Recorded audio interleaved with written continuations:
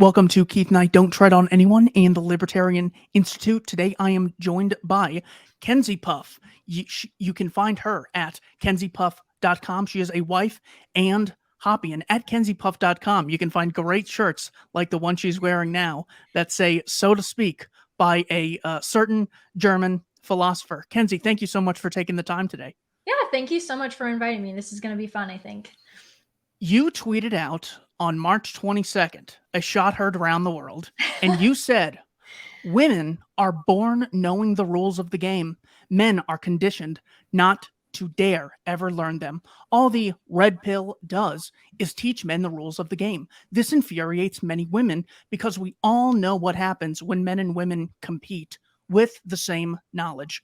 What are you talking about there? So I think a problem that which is completely fair. We all know there's no room for nuance on Twitter. There's no room for explaining yourself. And that's why, even though I saw the tweet going up and people getting angry, I'm not going to add on and explain because there's just no point of that on Twitter, which is why I'm glad you invited me on, because now I can point people to this and be like, okay, I talked about it more and explained it more here. Me talking about game, and that's why I put the red pill in quotes, was an analogy. So I guess the best way to describe it so for me personally, growing up a woman, it's not that I secretly knew things and was like using them to my advantage and like was conniving towards men or anything like that. It's just growing up and being exposed to more red pill content online and talking with my husband and my brother and other men.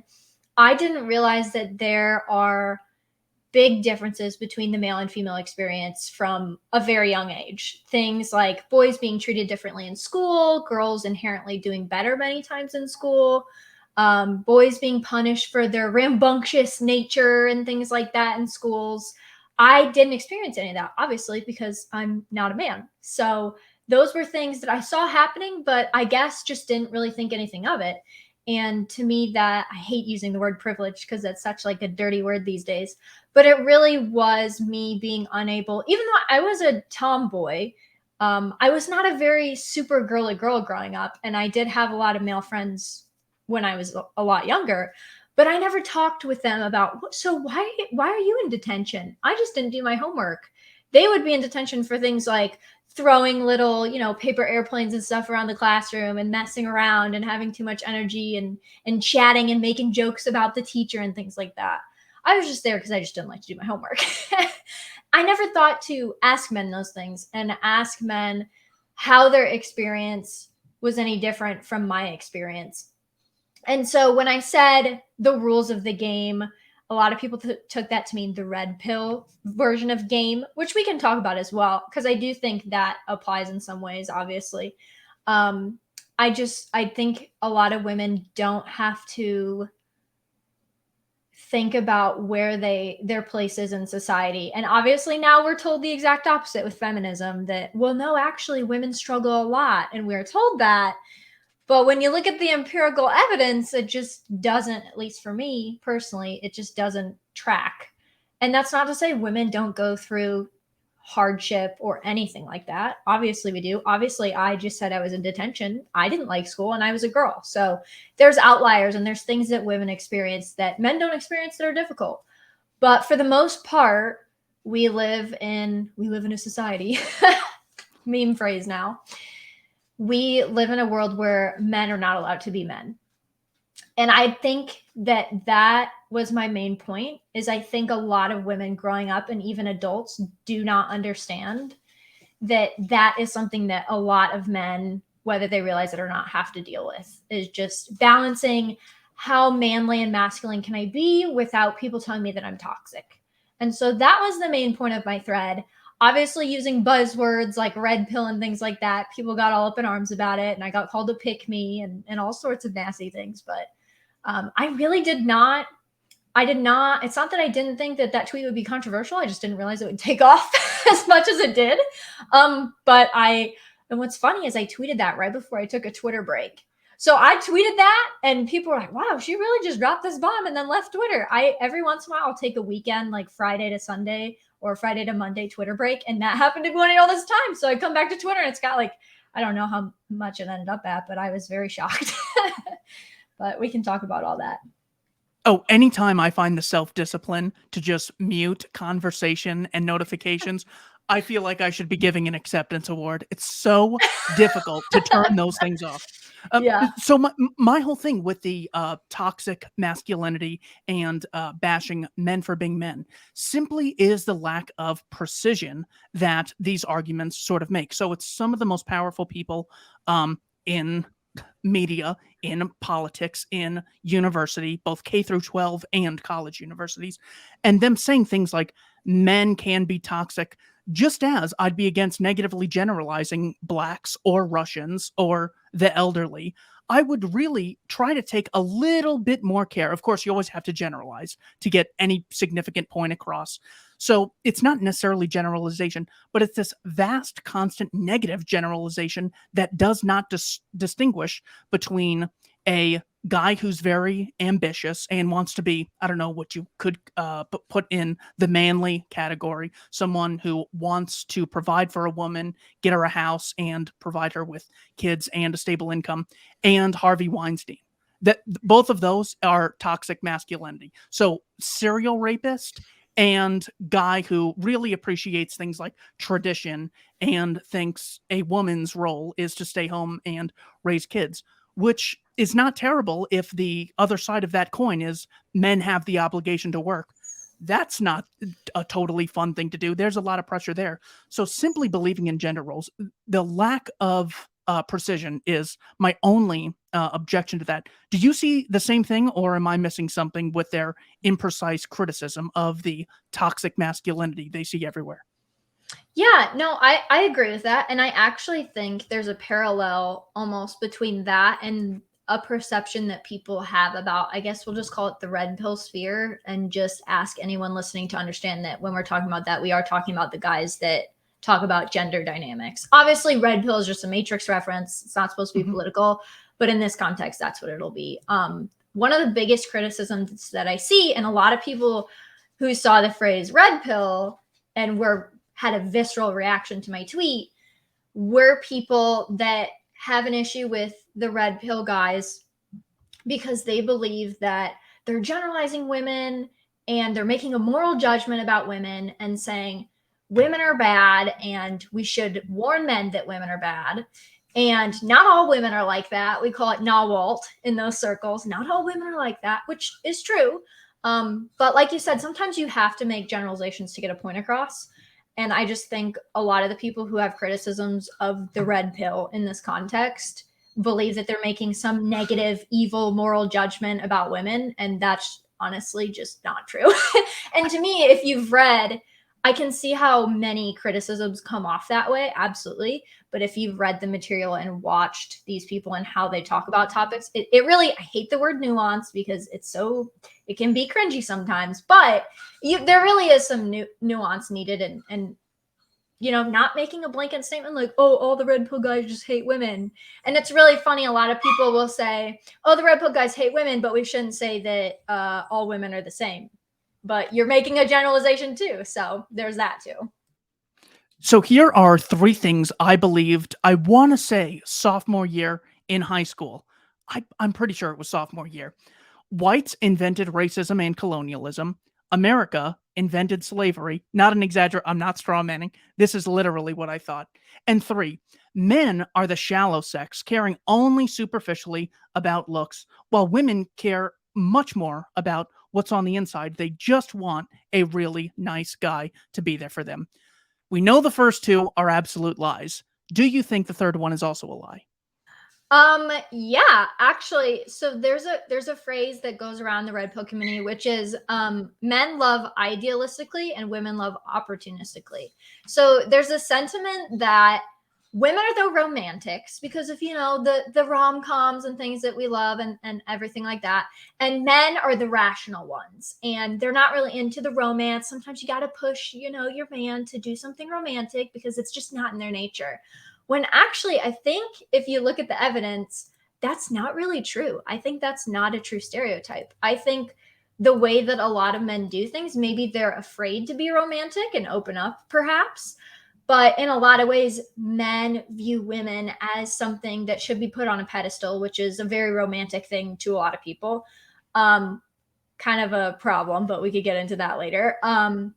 Whereas women, and this is not a negative moral judgment, often view relationships as, okay, what can this man provide for me and my future children, which is perfectly acceptable. There is nothing negative about that. And I think a lot of people see red pill guys say that and they're like, opportunistically, oh, so you're saying women are just conniving and like just trying to get the best person?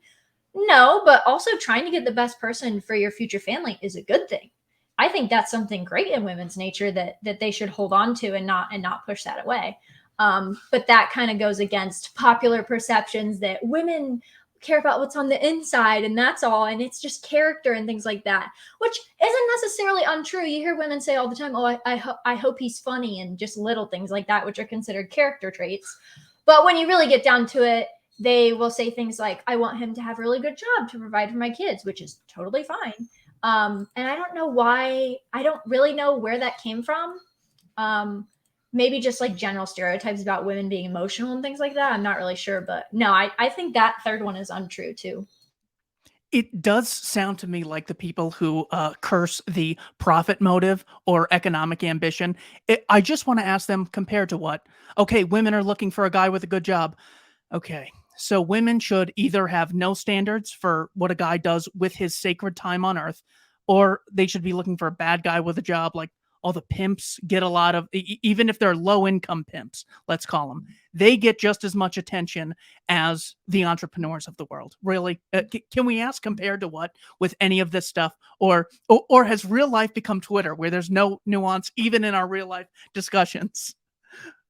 Yeah, exactly. I think it's a big problem. And I get it when it's also, I feel like gender is one of those things, or male and female relationships is one of those things. There's always going to be tension. The fact that I said when men and women are in a competition, we know what happens. The fact that I use the word competition, so many of the criticisms of the tweet were, oh my gosh, I can't believe you're treating relationships like a competition. That's psychotic. And I'm like, that is not what I meant. But of course, like I said, I'm not going to go to the 6 people that quoted me out of like 100 and explain myself to them. But anytime you talked about men and female relationships, people get really heated. But I do think there's a reason behind that. And maybe we should use that to be able to have these conversations, because obviously there's a deep reason why we get so passionate about this, is because we look at the world right now where a lot of people do and say, something is wrong, something is amiss here. We can blame different people, but clearly something is amiss. And how are we going to deal with that? And my point was, the red pill is just a way to deal with that. It's not a moral judgment on women being evil or telling men to be evil to women. It's, here's a set of things that you can use to look at the world and try to navigate the modern world. Because I also feel like a lot of people, I'm Christian myself, so I am more quote unquote traditional, as much as I hate that blanket term because it means so many different things. Thank you, Twitter. I obviously see a lot of people saying, well, we just need to return to tradition. And if we get back the way things were back then it'll be great. And that's all fine and dandy, but how do you get there? And what are men and women supposed to do in the meantime until we, even if we could get back there, until we can? So that's, to me, that's all the red pill is doing. It's not some moral evil judgment. And my tweet came off abrasive. I had a friend who is she's like the angel on my shoulder, and sometimes she'll see a tweet and be like, I think this is why people are mad at you. And I'll go, okay, thank you. Thank you for coming from like the objective, very nice person perspective and trying to tell me why this came off like abrasive or had the wrong tone or something like that. Because I had like the trads were mad at me, the feminists. I got called a radical feminist and a right-wing extremist in the same 24-hour period. And I was very confused. That is the best case for secession I've ever heard. We Right. can't agree on the wording and meaning of one tweet. We can't have a government together. We just can't share Exactly. this thing. Come on, I cannot live with these people, and that's fine. See, there we go. We can physical just, you go your separation, way. so to speak. Exactly. That's all I really want. Exactly. So, what is your advice for men who are trying to find the equilibrium between being attractive to a woman, like all the, everything that Zelensky's getting. It's not that, well, he's saying, oh, Putin, here's everything we want. We just want to be safe. He's taking a stand. He's being masculine and all this other nonsense. Ugh. Well, according to the main lie, Allegedly. of course, I'm talking about the lie here that they're attracted to. How can men find the equilibrium between being attractive to women without being toxic? Yeah, I always say don't listen to women's advice, but I'm being asked, so I will answer. I personally think I do think that there's a lot of value, even if you're a Christian who is going to disagree with some advice that the red pill sphere gives, because you are not going to agree with them on everything. I don't agree with them on everything. I just agree with their general attitude of trying to help men. There are some really good content creators. My first recommendation would find someone in real life that it doesn't have to be your dad. It can be like an older friend that you have. If you're a guy in your 20s, find a guy in his 30s that has it together, that has the life that you want. I have always said, do not listen to anyone, online or otherwise, that you would not trade lives with. If you look at someone and they're giving you advice, even me, like if you look at my life, I'm married, I'm having a family. If that's not what you want and I'm giving advice, then don't listen to my advice. My first thing would be to find someone in real life that's a male role model.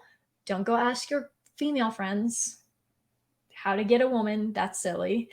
Which is why I said I usually tell people don't listen to women's advice, but because I just think men should mentor men, women should mentor women. That's my general idea. It goes both ways for me there. And that's how things were for hundreds of years. Find someone in real life that's a mentor. If you can't do that, because I do realize in the world that we live in right now, a lot of guys don't feel comfortable doing that. They might be more awkward. They might feel better talking to someone behind a screen or reading a book that they think is going to help them. Then get into the red pill sphere and try to wade through that. There's a lot of grifting, as we've all seen over the past 3 to 4 months in the red pill sphere, of guys just saying they're masculine, and then you find out about their deep, dark past, and you're like, wait a minute, maybe I shouldn't have been listening to this person. And actually, the original red pill guys, people like Rollo Tomasi, advice that they give is vet your guru. So you should never be treating someone, whether in person or online, like they are the end all be all. I'm going to listen to everything they say. All you can do is take in the advice, read the books. Like The Rational Male is Rollo Tomasi's book that everyone recommends. Read that. Try to process it. If you have questions, reach out to those people. I know he answers emails. A lot of these guys answers emails in that sphere. And if you decide that's not for you, then that's fine. But I think the best course of action is in real life versus online. But not everybody has the opportunity. That's what I would do. I wouldn't go to like my Twitter timeline and be like, this is what Mackenzie says guys should do. And I do try to avoid that. I will make threads like I did about the red pill and what I think it does, but I'm not going to sit there and book calls with people and charge $100 an hour to tell men how to get wives, because that's strikes me as a little odd and not my place, to be quite honest. Though some people might be triggered by the not my place phrase, but yeah, that would be my general advice. Yeah. When it comes to, what Hoppe correctly points out as the vital importance of narratives or prevailing interpretations of past historical events when it comes to things like politics, there are narratives in the gender dynamic sphere that are so vital that I spoke with a woman this morning, and we just had a little time to kill.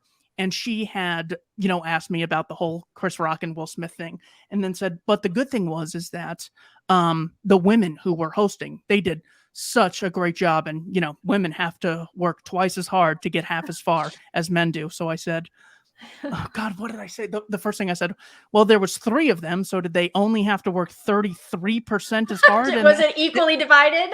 I was going to say, well, Amy Schumer's white, but younger, and Wanda Sykes, let's really get to the bottom of this. And then I said, okay, do I have to work, say, half as hard if I want to become a stay-at-home parent and have my spouse providing me with shelter and income? According to your theory, that is what we would have to have. Of course not. I mean, the fact that she didn't even see that, and she just confidently says this, it's not like, hey, here's my opinion on. She just says this is the way it is, and that women work twice as hard to get half as far. Barack Obama said it's not myth, it's math, with reference to the gender wage gap that doesn't account for the jobs worked or the number of hours worked or the amount of value created or the amount of ambition that goes into a project or risk level. I mean, this is how they have done these things. So when when guys come across a woman who just inherently believes that, look, the feminist narrative is true, grass is blue, the sky is green, this is just the reality. What are some ways you can maybe peacefully combat that without striking too much of an emotional response? Oh, well, that's a landmine question. I will say, just so people know where I'm coming from, I never called myself a feminist, but I do have some very cringy Facebook posts from 6 to 7 years ago that I read and I think, oh, why was I mad at that? I was clearly more emotional about these topics. Like, for example, I saw a Facebook post a week or so ago from 6 or 7 years ago that said something like, some guy in libertarian sphere told me that women are less likely to be libertarians. That's sexist. And just general things like that you wouldn't consider crazy leftist, but are common tropes. Like you said, like the equal pay thing, and that just everyone kind of believes, but no one ever explains to you why. You're just supposed to believe them. Kind of like all women are princesses and they all deserve to be put on a pedestal and things like that. And it's really hard when someone has those instilled beliefs to explain it to them without them having a knee-jerk reaction. I think probably the best way is to actually approach it the way that they're thinking about it. So you can't reason someone out of a position that they came to by way of emotion with facts. The whole facts don't care about your feelings thing has been a disaster for the human race. That's not true. There are some people that you can sit down and show them. We all found this out over the past 2 years. A lot of us did. You can show them the data. It doesn't matter what facts you show them. They're not going to listen to, and actually they'll have a visceral reaction most of the time. And then they're just going to completely shut down. I think the best way is just to kind of get the wheels turning. Like you said, the woman you were having a conversation with said, women have to work, twice as hard to get to where men are. And then you brought up the fact to get half as far. Wow, that is very that's even worse. I would point out to her, okay, like you kind of just jokingly said, well, there were 3 female hosts. So how does that work out there? You could even like kind of jokingly bring it up like that. Like, okay, well, what about in this situation? And also, like, is the white woman involved? Like, does she have to work less hard? Like, and that just might get the gears turning. As I'm thinking, okay, well, maybe that's not always true. Also, those people are celebrities. Did they have to work extra hard because they're female celebrities? Or are you comparing them to normal women? Or also, what is success? Like, what do you mean get to where men are? How do women get to where men are? What do you even mean by where men are? What do you in high position jobs? As of a couple of years ago, I don't know if this is still true, but I pointed out at some point that a lot of the biggest defense contractors of the war machine, that all the CEOs are women. Well, do they have to work doubly hard, or are we just going to ignore that they exist? Or because every woman's not the CEO of a war machine company, or like what's going on here? So I think just like poking a little bit holes like that, but get them to think about it instead of just on the face be like, well, that's not true. Are you accounting for this, this, this, and this? Because they're just going to completely shut down and say, well, obviously you're just being sexist trying to explain math to me. You think I don't understand math because I'm a woman? I can just see someone saying that. So I think trying to meet people where they're at is probably the best, even though that's really hard because sometimes people are at a really crazy place that you can't even go to because you can't even get into their mindset to even explain to them what's going on. Well, what happened was I had said, so a woman has to work twice as hard as I do to become a stay-at-home parent and, have someone providing for her. And she goes, like it's such an NPC move. She goes, yeah, well, that's why we need feminism, just because women are so pressured into staying home. And I go, I go, look, we don't have time to get into this, but you told me that the workplace is like the root of exploitation by, the evil bosses and the evil capitalist society, and that's where they want to put women into. I mean, it's like no thought goes into this at all. One time I actually, I just tried to like grab their position and just like triple down. I'm like, oh, the gender wage gap, and don't get me started on the Asian white wage gap. Oh my God, have you heard about the Black American, Black Haitian wage gap? Oh my God, I hate that Black Americans are exploiting Black Haitians. We definitely need the UN to step in, and those were the only two times that I've actually gotten them to say, "Huh, maybe this." And then the other time was I had said, "You really think all the companies pay 28% more?" just so they can not have women? You could just put your competitors out of business. I mean, Amy Schumer got up there and said, the reason there's 3 women is because it's still cheaper than hiring 1 man. Like at that point, don't you see the people with like what appear to be very cushy lives, but the most successful people on the planet with more privilege than 99.9% of men that will ever exist, or even Kamala Harris or Michelle Obama talking about this? I'm done with that topic. I'm getting too emotional myself. It's very interesting that we live in an evil capitalist society of exploitating companies and exploiting all these women, but they don't want to save money by just not hiring any women. They're still hiring women, and if you look at the pay, they're still paying them the same, even though they're allegedly these evil capitalists. It's a whole nother topic. I feel like we could do an entire hour on just that by itself. Well, we have to stop because I become the emotional thing that I'm criticizing, and then the audience loses the small amount of respect they still have. So yeah, I got to move on. So you said that you're married. Imagine you are in Will Smith's and his wife's. Is his wife's name Jada Pinkett? Jada Pinkett Smith. Yeah. Okay, so you're Jada Pinkett Smith, and your husband is Will Smith, and Chris Rock makes that joke at you. What would you want your husband to do in that situation? Live TV, millions of people watching, high stakes event. What do you want your man to do? I said, this is kind of a difficult topic because I have to setting aside Will Smith and Jada's personal life, because for those that don't know, she had entanglements with other men that he just kind of sat by. She called them entanglements. You fill in the blanks there. So I don't respect them as a couple or him as a man for that. He's just a broken shell of a man. And it's actually, to be honest, I have a lot of just pity. Like, that's it. Like, he's just a broken man. We all saw the memes of him crying and just like sitting there with a blank look on his face during that interview. Setting that aside, someone told me, and I followed up. I had some tweets about that, and I followed it up with, though I will say that when men started calling the police on other men for hitting them, something bad happened to society.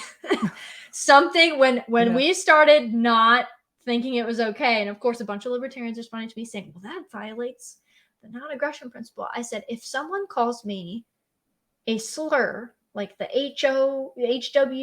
HWORE word, and my husband just sits there and doesn't punch the person in the face, I'm gonna look at him like, wow, okay, I guess you don't care. If Jada and Will did not have the history that they had, assuming the slap, it wasn't even a punch, it was a slap, assuming it was real, I don't really have a problem with it. Like, if everything's in a vacuum and he did that because he felt his wife was insulted, I don't have a problem with that. Obviously, it's a little more nuanced because it's a comedian. He's making jokes about everyone. Why specifically did you get so angry? And I actually just saw, I didn't read it, but right before I popped on, I saw that Will Smith has issued an apology for his actions and how, emotional he was and everything like that. But if everything was in a vacuum, I wouldn't have a problem with what he did. I will say Chris Rock took it like a champ. He just stood there and he was like, oh, because I feel like a lot of people, even if it's a slap, if you hit somebody hard enough, they're going to really be taken aback by it. But he just kind of stood there, which some people are like, well, that's proof it's fake. But I really don't see anything wrong with people defending their wives, even if it's a little hypocritical in this situation. And And I think I can't imagine it being staged and Chris Rock not having a better I comeback. know. Well, I Chris did Rock, see. if it was Amy Schumer, of course, that'd be Well, the right. funniest thing she ever I was said. expecting him to, like, right off the bat, just say something real smart alecky back to him, but he really didn't. He was just, oh, and then the audio cut out, obviously, because Will was cussing at him, and you saw he was just going like, okay, buddy, okay. And I would, if it was staged, I would expect it to have a better script. We'll just put it that way. But, you know, who knows?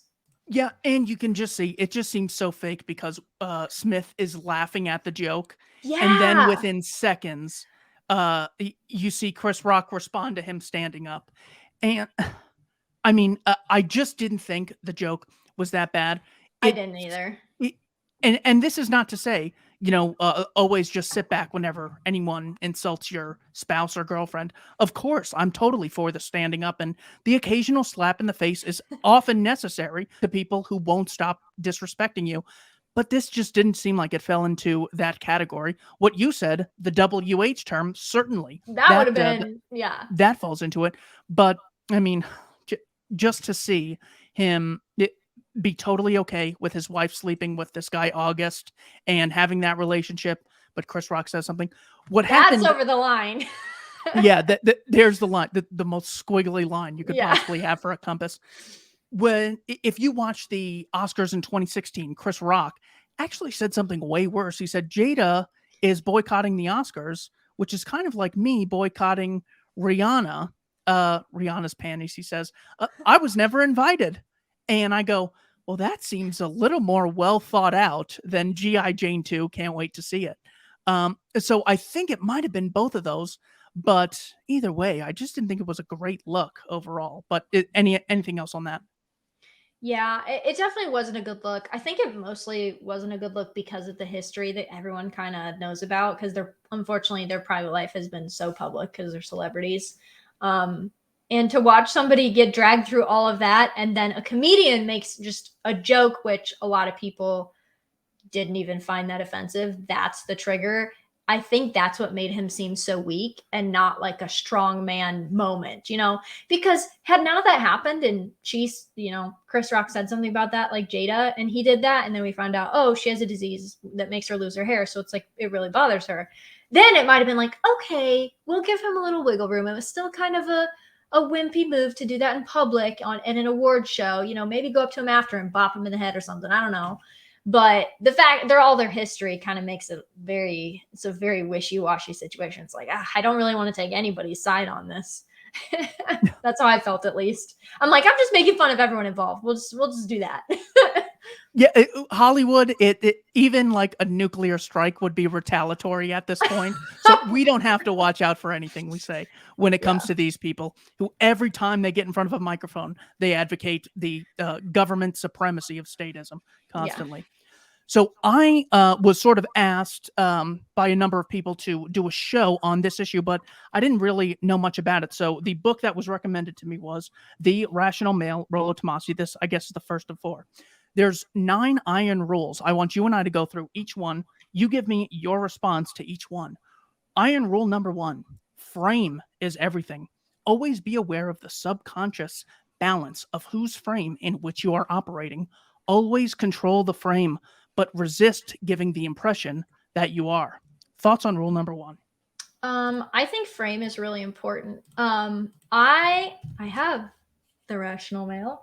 I've read this one, and then there's also Rational Male Religion, which as a Christian I thought was really interesting. That one's very interesting as well because it goes through all the religions and their relation to the red pill. But the Rational Male is kind of the premier work that everybody talks about. And frame is referenced a lot in red pill spheres. And this is one of the non-offensive ones to me because, I'm Hoppian. I believe in hierarchy. There's a natural order to things. I don't think it's weird for a man to have quote unquote frame in a relationship. I think the reason a lot of people, I tried to think about when I sat down and thought about these, I tried to imagine, okay, but what if I did find something about this a little sketchy? What would it be? And kind of think about that. And I think a lot of people, one, don't really understand what frame is. They think that frame is, it's just the lens that you view the world in, and just make sure your wife views things through your lens. It's not. Frame as in frame of mind. frame is supposed to be creating the world that you want and something that's so attractive that a woman goes, I want to be in that. I want a part of this. That's what it's supposed to be. And to me, that sounds awesome. I'm a woman. Obviously, I'm in my husband's frame. That's why I'm married. Otherwise, I wouldn't have married him personally. So I don't find it offensive, but I think a lot of people get confused about what it is, and they view it like that last bit of don't reveal that you're doing it. People try to say, oh, that's manipulative. And it's like, well, is it really? No one says it's manipulative when you just set boundaries for a relationship, right? No one would tell a woman, I can't believe you set that boundary that you don't want to do that. You're being so manipulative. That's not a thing. So to me, the frame thing, it makes sense to me once you understand the concept, and it's not just like a guru, like just imagine and just imagine a world. And that doesn't sound very masculine, obviously, but they mean, actually creating a world that someone wants to be a part of. And so much so that you don't have to actively tell them, hey, we're going to do this because this is my frame. That's not frame. So that's how I try to explain it to people, at least. Yes, the evil of egalitarianism strikes us again. Any standards you have, well, then create inequalities. So really having standards and wanting what's good for yourself and others, that's really exploitative and really Can't have evil to the that. other 7 billion people. It's much better to have no standards. Iron rule number 2. Never, under pain of death, honestly or dishonestly, reveal the number of women you've slept with or explain any detail of your sexual experiences with them to a current lover. Yeah, so the sex ones are a little tricky because I'm Christian. So when I was personally reading this book, some of those I had a visceral reaction to, like, oh, that sounds kind of scummy. Why wouldn't you be honest with someone? Then I had to take a step back and think, okay, how weird would it have been for me if on our first or second date, my husband just sat down and was like, I just want to be honest with you about where I'm coming from. Here's all the women I've dated. Here's all the bad things and good things they've said about me, and laid it out like that. I would have thought, this person is psychotic. Why are they? I mean, I was also 18 when we started dating. So maybe an 18-year-old would think that was a lot weirder than someone in their mid-20s. But still, I think either way, I would have been like, why is he telling me this? And I think a man would have that reaction too. I think I personally don't have a problem with this. The reason that a lot of people do, I think, is because a lot of people believe that if you don't do this, or if you're not explicitly saying something, then you're being dishonest, which I think there's a blurred line to that. Just because you don't immediately talk about something or spill your guts to someone doesn't mean you're lying to them. And I also just think that, speaking from personal experience, I don't think I could trust someone that was using me as an emotional tampon.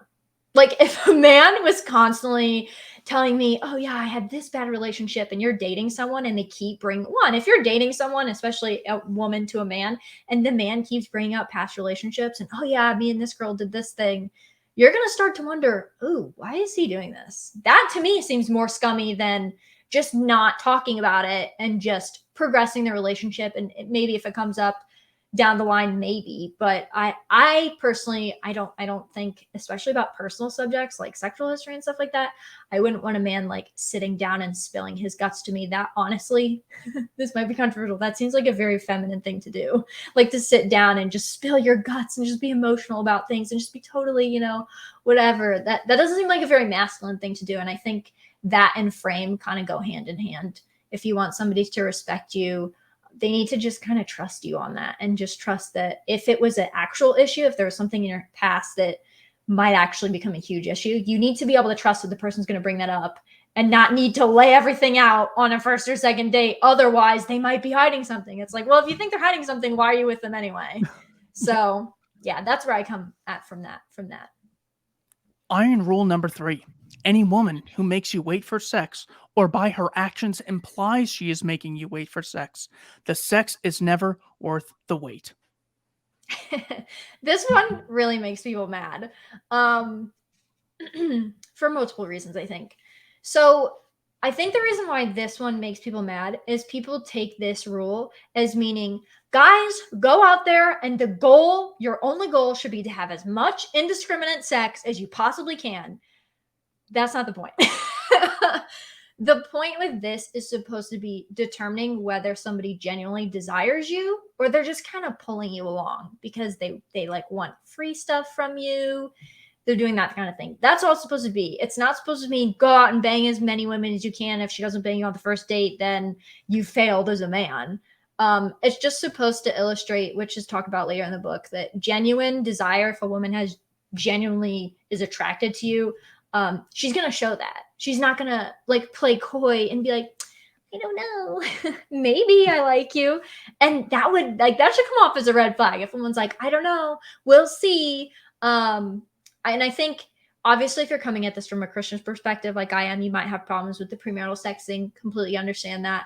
But there's other ways to determine that too. I just think the wait for sex thing is, unfortunately, it's so common in society. This discussion about premarital sex and things that needs to be a rule, because a lot of guys don't understand that women might just be dragging them along for the ride and want all the things that a relationship has except physical attraction to each other, which should be a huge red flag. You should be physically attracted to the person, man or woman, that you're with. That should not be controversial. Iron rule number 4, never under any circumstance live with a woman you aren't married to or are not planning to marry within 6 months. I love this one. The reason why I love this one is because, one, I feel like it's completely reasonable. And I actually feel it's funny. I never see this one be touted as controversial as the last 3. Or were we on 4? Were we on 4? Yeah, that was 4. That was 4th? Okay. As the last 4. And I think it's because this really, to me, isn't that controversial. This just seems like common sense. And I actually see a lot of women's criticism of the red pill online being, all you're doing is creating forever girlfriends. You're stringing girls along for sex. You're not giving them anything more. And that's wrong. And that's morally reprehensible, which I can agree with to a certain extent. This rule makes it clear the red pill guys aren't into that. If you're living with a woman, you shouldn't be treating it like you're in a marriage if you're not married. That's not a good idea. And I think, you could argue over it. Well, should it be 6 months or should it be this many? But I think just the fact that this is in the rules should show people that it's not women are evil or men should manipulate women. It's you need to decide whether you're in or out for this and whether she's someone you should invest in and vice versa and make a decision, which I think is a good thing. Rule number 5, never allow a woman to be in control of the birth. I love how it says the birth. It makes it so mysterious and mystical. I don't know. A lot of people get angry at this one because they take it as it's fine for like a man, for example, to like tell a woman, oh, you need to get an abortion or something like that, which obviously I'm Christian. It's morally reprehensible. Not down with that. But all this one is supposed to mean is, as women, when I have a baby, I know the baby's mine. There is no doubting that. It comes out of me. I carry it for 9 months. I know the baby's mine. Men don't know that, especially these days. If you're married, hopefully that would be the case. But, the fact remains, there's a lot of people that have babies outside of marriage. I don't like it, but it's just a fact of life.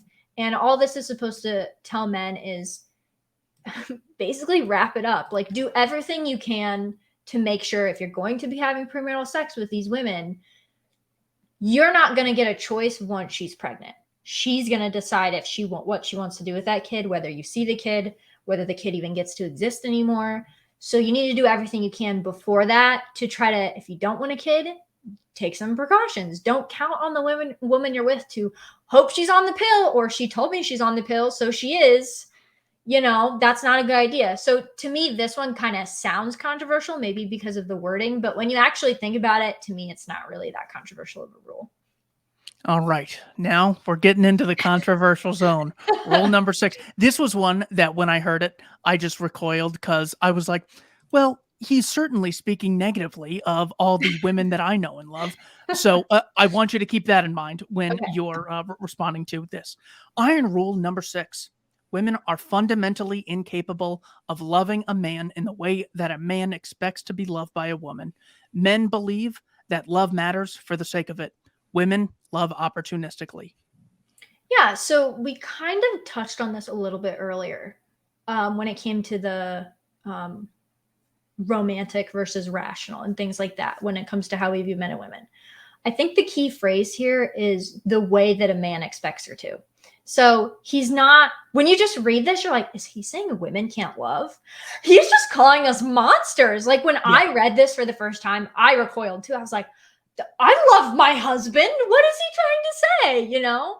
But I think if you actually think about it, to say that men and women deal with things, love, respect, all of that included, the same, it's kind of egalitarian. Like, not everybody views things the same. A lot of people view things through different lenses. So if you try to like take a step back from an emotional reaction, which is completely understandable, I had one, and think about it like that, there's some truth to it. Like we talked about, men and women have different priorities in a relationship. Women want somebody to provide for them and stuff like that. That's not a bad thing. That's a good thing. That's how civilization survived for thousands of years, is women being able to look at a guy and saying, I don't know if you've got what it takes here to make sure that my kids and I are safe. That's good. That's women viewing things opportunistically. Maybe opportunistically is kind of a dirty word though, but I think if you talk it out as, it's not a negative judgment, it's just kind of how things are. And not every woman is the same. I know we can say not all women are like that, but a lot of the things that the red pill talks about there, it's not like, I know it's called the iron rules. It's just supposed to be something that you use as a guide. And I think for a lot of guys going into things thinking that a woman is going to be romantic, and because we talked about, guys in a lot of ways are way more romantic when it comes down to it about relationships than women. It's not a bad thing. It's just kind of a flip of what we expect. And we agreed that was a thing, and that's true. And sometimes the stereotypes are flip-flopped.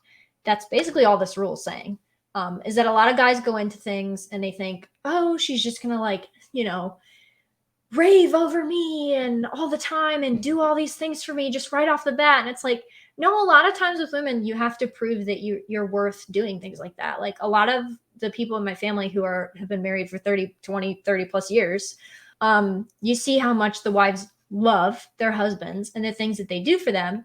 And you don't think, oh, I bet she's doing that because she knows if she doesn't, you know, it's not like a conniving, manipulative thing. You think, wow, I bet that person is a really good husband to her and that she's doing this out of appreciation. And to me, it's basically saying the same thing. My husband provides for me and my family, so I get him plates at Thanksgiving, and it makes all the feminists in his family mad. It's really simple as that. It's not like, oh, I'm thinking, oh, well, if he slips up once, if he loses his job and doesn't get one in 3 months, I'm gone. It's not something like, it's not like twirling mustache like that. It's just kind of a fact of life that I think it kind of comes down to the egalitarian stuff. We can acknowledge men and women are different, but when you bring it up in relationships, a lot of people get really uncomfortable or have a recoil automatically. And I don't think we should. I think it's just something we should kind of just understand. We got to have a line to respond to the feminists with when they when they complain about getting a plate for your husband. My God, you should be like, you know what? I was just thinking of, you know, all the male genital mutilation called circumcision that goes on. And then I was thinking of how all men have to sign up for slavery. You know, it's called conscription. And I thought, you know what? I should get him a plate. Yeah. I mean, we just have to have to hold back. We just so have to bad. delivery. By the way, I'm totally stealing your face and voice when you said it's kind of egalitarian. I wish I would have used it in my last relationship. We would always argue the waiter always gets 20%. I go, well, what if we sit down for a long time and we only get drinks? We should pay him a lot more. And what if they do a terrible job? She's like, always 20%. I wish I could go back and go, that's kind of egalitarian. It's so funny. My followers make fun of me so bad, but really so much of this comes down to egalitarian and like blank slate equalism and things like that. And I think that's actually something that kind of drew me to the red pill in a way, because if you listen to their streams, a lot of them use the word egalitarian in a negative way. And I'm like, yes, there's other factions of society besides, you know, libertarians and Hoppians and things like that don't think this is bad. This is great. This is great. So I think it's important people kind of keep that in mind, especially like more right-leaning people, because I can see some left-leaning people thinking all this is bad and, well, of course we're equal, what are you talking about? But when it comes to people who supposedly don't like egalitarianism, I'm like, okay, take a step back, think of the word egalitarianism in your head, Is this really good? No, it's not. God, what an opening they've given us there. You should be like, democracy. It reminds me of like a god that didn't succeed. It's sort of like a god that failed. Wouldn't you call that egalitarianism? Yeah, I think that's good. Just one more thing on Rule 6. He Yeah. says, because men want to believe that they can be happy and sexually satisfied and appreciated and loved and respected by a woman for who he is. Any further thoughts on Iron Rule 6? Yeah, so when I read that, I was like, well, I like my husband for who he is. And it's like, well, yeah, I do. Obviously, I like my husband's personality and I like to be around him. It's not like he's just a paycheck, but I think for women, there's more to it than that. And for guys, I hear so many guys, especially younger guys, say, I want a girl who has X, Y, and Z hobby like I do. And I want her to be able to talk about this. And it's like, okay, but do you want a wife and a girlfriend or do you want a boyfriend? Because it kind of sounds like you want a boyfriend. Like men and women are different. Women are going to want you to provide too, not just have things in common with them. And like, that's a really frank way to say it, but that's what it sounds like when these guys are describing the idealistic partner. I'm like, that's your bros. Like, what? Your bros love you for who you are, and that's fine, but they can't give you babies. So like, you need to figure this out if you want kids, of course. So yeah, I think that last bit people get caught up on too. But then when you actually think about it, it kind of does make sense. It's because I think a lot of people read this immediately as, well, he's saying women are bad because of this. No, he's just saying this is how women are. That's it. So I think that's something people need to keep in mind, like with all of these. Yeah, wanting the same hobbies as I guess they're not looking at it in this sort of like division of labor appreciation that people like No. us might have. It's like we need this yin and yang. We need to complement the provider and the one who stays home. Whereas they're like, oh, we got to be available on the same dates to go to Comic-Con because if our work schedules don't match up, then one of us will have to stay home for Comic-Con. Yeah. Really, also it makes lying nearly impossible when Yeah. when you have the same hobbies. Oh yeah, I'll just call them and I'll double check. Well, you got to smooth things over every now and then. The same hobbies, that just sounds exhausting. Yeah. Iron Rule number 7. It is always time and effort better spent developing relations with new, fresh prospective women than it will ever be in attempting to reconstruct a failed relationship. I don't see how this one's controversial at all. Yeah. I just really don't. This is one of the ones I read and I was like, yep, makes sense. And I went to the next rule. I will say I did try to think about it a little bit more. I'm sorry, can I interrupt you real quick? Yeah, go for it. Just to give people an idea of what he means. Yeah. Even if you could go back to where you were, any relationship you might have with an ex will be colored by all of the issues that led up to the breakup. You will never escape her impression that you were so optionless, you had to beg her back to rekindle her intimacy with you. Yeah, and like that makes sense to me too. I just don't see how that's controversial. I think a lot of people, and he does discuss this concept of one-itis, which is basically the feeling that I have this one woman and now we're broken up. What am I supposed to do?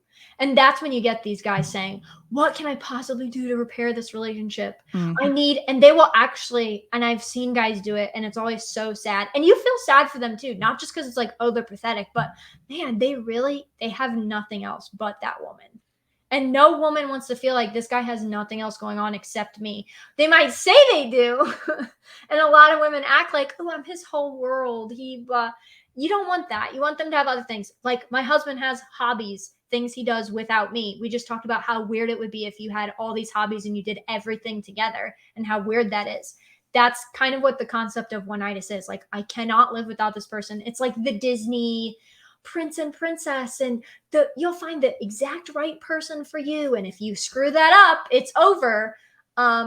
Nobody wants to feel like that. Like this is kind of getting into the next rule a little bit, I think, but like, no, I hate when people say things to me like, your husband is so lucky. I'm like, ew, my husband is not lucky. I mean, I'm great. I'm not saying I'm not saying he doesn't think I am, but to look at me and be like, he's so lucky. That to me says, oh, your husband, he's just a schmuck. and he's just really lucky that he ended up with you. And I'm like, no, he's a prize. I don't know what you're talking about. And I think if you break up with a woman and you come crawling back, and like I said, I've seen guys text girls and be like, please, I'll do anything. You're my whole world.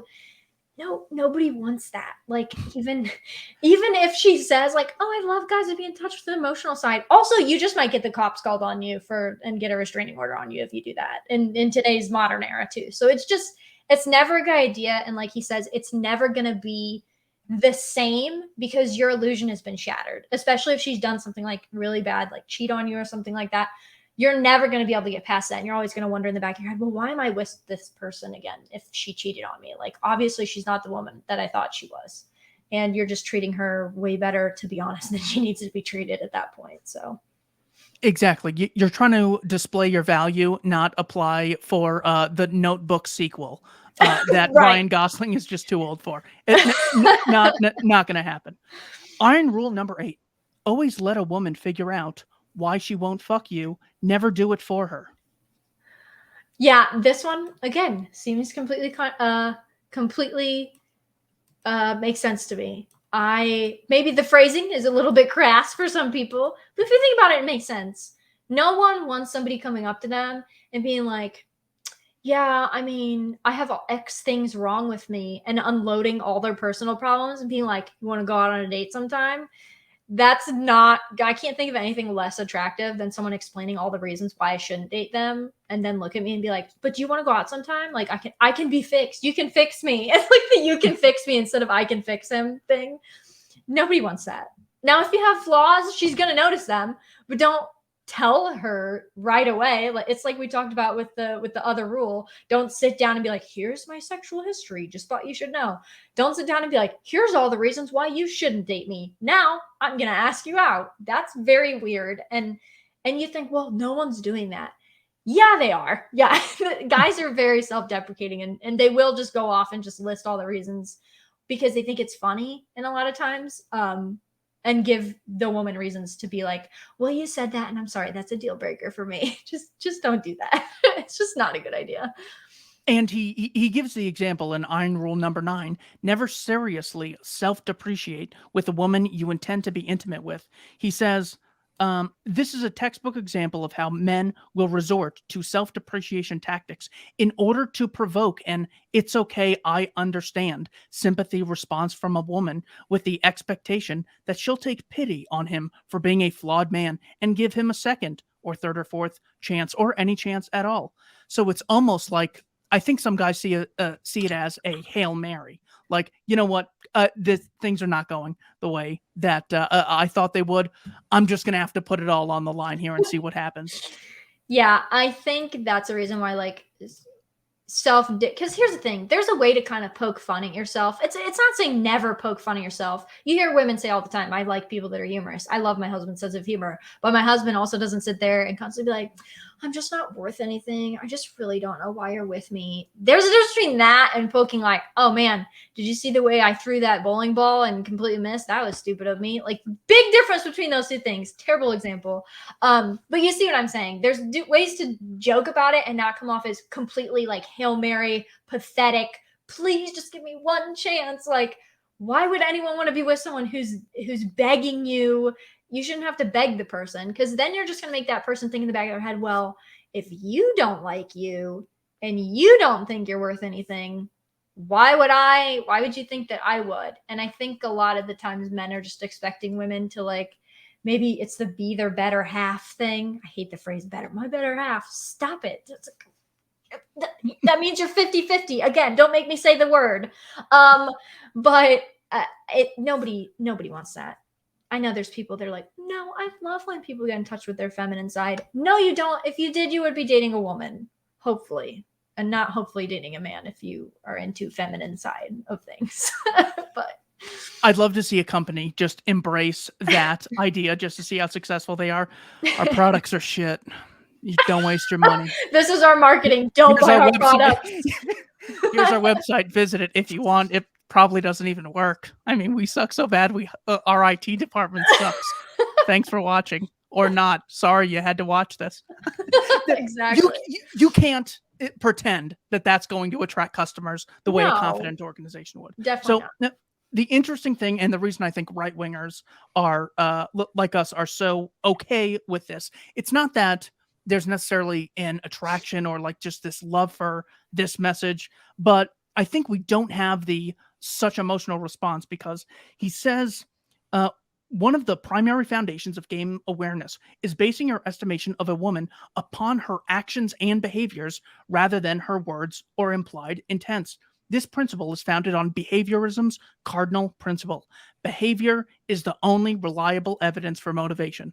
So when we're used to watching all the politicians, all the professors, all the people in the military industrial complex say the nicest words about caring about freedom and democracy and the well being of the poor, now that we've had 10 years of practice and seeing through that nonsense, extending it to one other field was not too ridiculous. And we already do it with guys. Guys are looking for very attractive women, opportunistically searching for a woman that they really like. So all we do was just took our worldview and extended it a little bit. Whereas the average progressive is like, hold on, everything is now totally different than what I thought it was. Um, do you have any closing statements on what women really look for in a man and what men and women can do to sort of bridge this intentional divide that the political class is creating?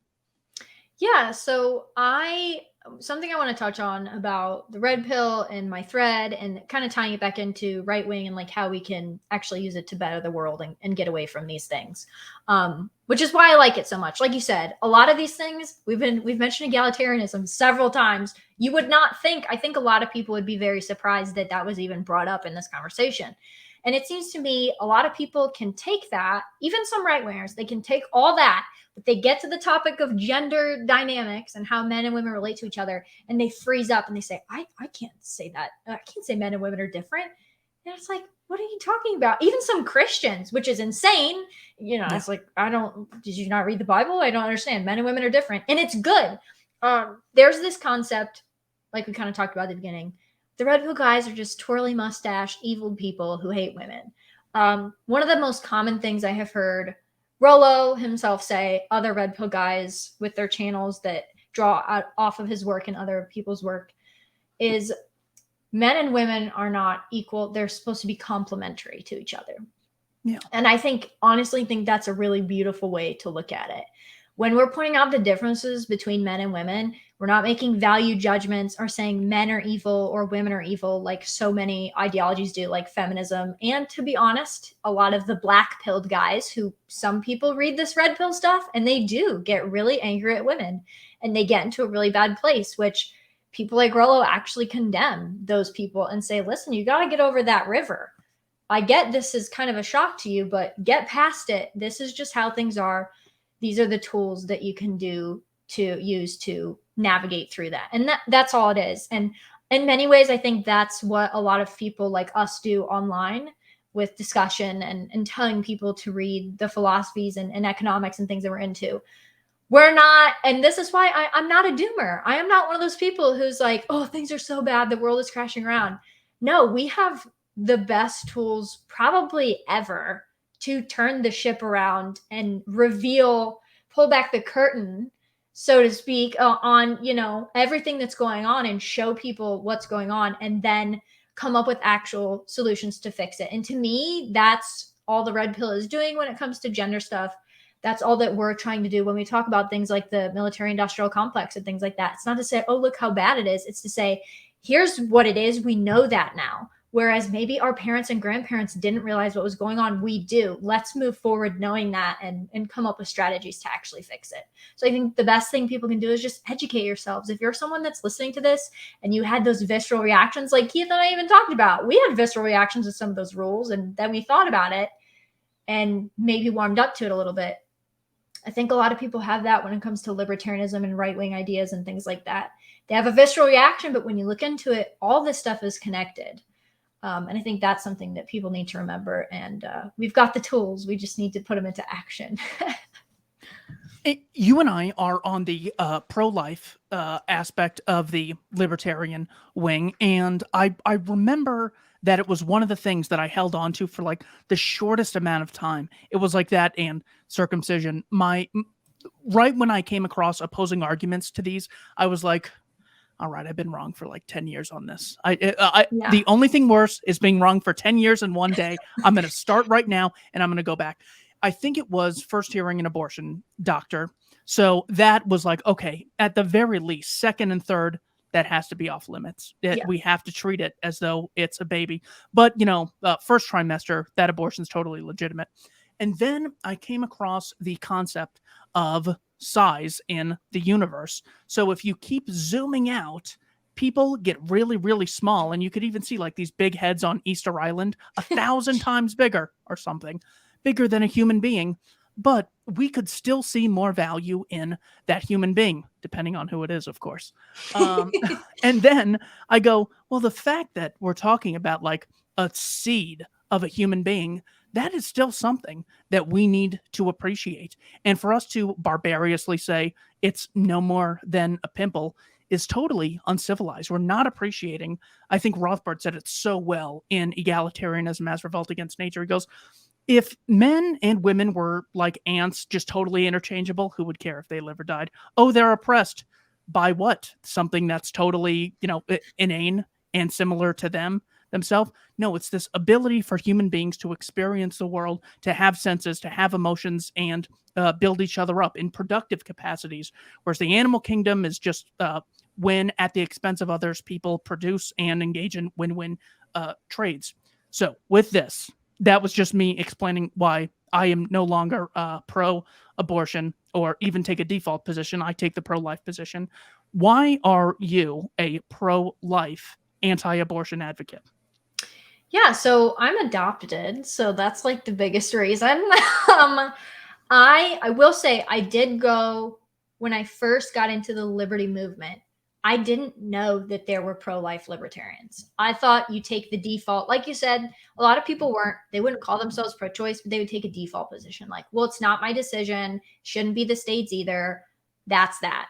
Then I would start talking to them and I could tell they were pro-life. They just almost were scared to talk about it because they didn't want to get called, oh no, a libertarian calls you a fake libertarian. What could possibly be worse than that? And I would talk to these people and I just come at it from a stance. I'm adopted. My birth parents could have easily just been like, I don't want to deal with this. We're not going to try to find an adoptive family for this person. It was always hard for me, even in that brief point where I wasn't calling myself pro-choice, but I just said, oh, none of my business. It was literally my business. Quite literally, my business was being adopted instead of being aborted. That was my business.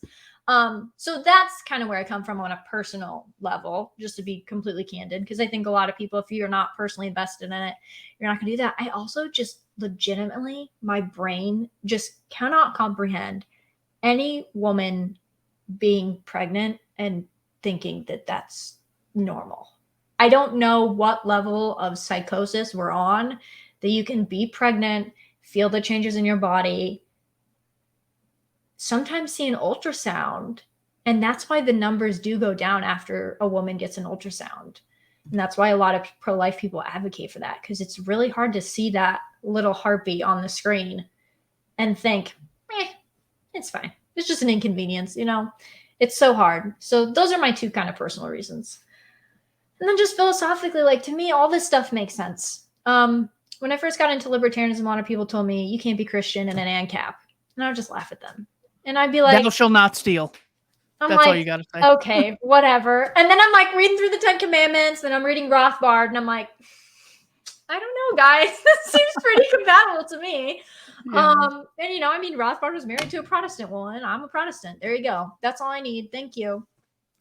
But to me, it all ties together. And I think it says a lot that one of Mises' premier works is called Human Action. Libertarians care about, as much as we get accused of only making people numbers and, all you care about is capitalism.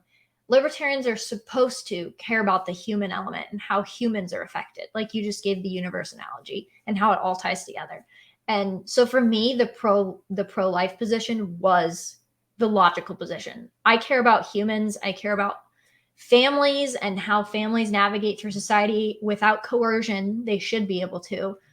Why would I not take that to the logical conclusion of when you first appear on the scene, which is in your mother's womb? It just makes complete sense to me. So that's my logical reasoning for it. Well, and that was, I gotta say, I hate this senator who was questioning the Supreme Court justice who's, testifying. He's usually so bad on everything, but he had said, "When does life begin?" And you can tell he's sort of, grasping at this abortion topic, Yeah. which you could sort of see. Well, there's the law, and then there's your personal opinion, which Yeah. is totally fake, as if you could make a ruling on free speech without having a personal opinion. Right. But then he says, at what point does equality under the law come into existence? So, 5-year-old, 10-year-old, because therein lies the connection, the undeniable connection between you wanting to get this position, and of course, she said she doesn't even know what a woman is. This was just such a fake charade. I'm not a biologist. I don't know. Yeah, God, that was it's so bad. You have to know that when she just has some talk to yourself time. Oh, that was bad. Am I really buying into this? This is how deep it goes. I don't know what a woman is, but I believe in equality for them. How do I believe in equality for a thing I don't know what it is? Exactly.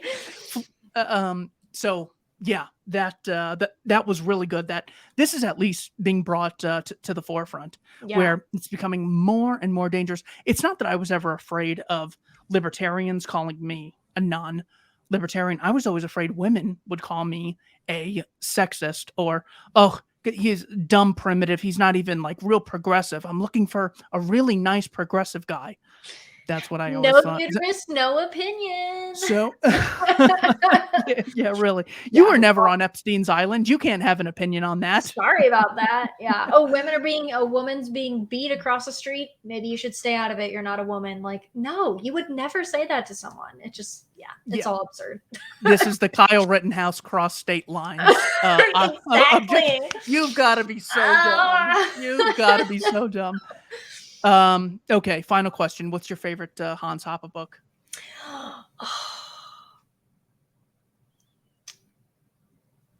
Oh, this is so difficult. I can go first if you need a second to. You go first. I think I know, but you go first. Because it's still difficult. The fact that he has the Marxist class analysis companion in his Ethics and Economics of Private Property makes it so valuable. And then the last chapter is Rothbardian ethics. I mean, he just knocks down every single thing that you could think of. I also like A Theory of Socialism and Capitalism, where it finally comes up with a consistent application of communism being the abolition of private property, capitalism being the full recognition. That's why anarchism and capitalism are actually complementary. But I gotta say, the last 4 chapters of Democracy, the God That Failed, are so unbelievable. And his natural order ones at the beginning, with the importance of low time preference. I gotta go with the God That Failed. How about you? Oh, God That Failed is probably up there. But just, I will say the thing that made me, people have been calling me Hoppian for years. And I was like, no, I haven't read that man. I don't know who that is. But I was already saying things, probably because I started reading late Rothbard, the dreaded late Rothbard. Of course, the natural conclusion to me is you read Hoppe. So maybe that's why. But then I actually started reading Hoppe and got more comfortable calling myself that without, being more familiar. But the thing that really did it for me, that kind of pushed me over the edge, Democracy is amazing. I think there's a reason that's one of his most popular books.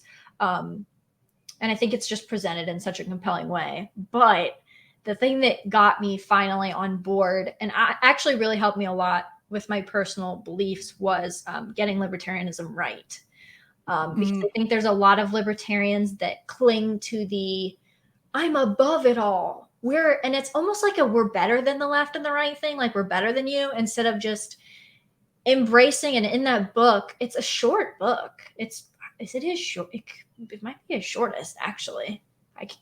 I've got almost, it's got to be close at least. But that, and I think it's quite recent. But and the foreword by Sean Gabb is amazing. But in that book, that really finally made me comfortable being able to say, like we've been talking about, this is completely coherent. All of these positions I hold, none of them, I don't need to pretend like I am better than all of you people. There are natural allies that we actually have in the political sphere. Not to say we can't criticize them, but it's okay. It's okay to say that you're right wing and you're libertarian, and there's nothing contradictory about that. And so I would have to go with that one. But democracy is definitely a very close second. But just personally for me, I think just because that finally allowed me to just be able to accept that I'm not a little baby Lolbert anymore, and that it's okay. I'm a Hoppian now, and it's okay to call myself right wing, even if it makes some other libertarians mad. I got to go with getting libertarianism right. And I would honestly, I think that's one of his more, I won't say easy. Hoppa's not an easy person to read a lot of times, but it's definitely really digestible for the average person, I think.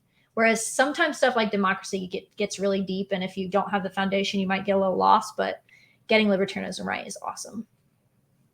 Check her out at KenziePuff.com. Mackenzie, thank you so much for your time. Thank you.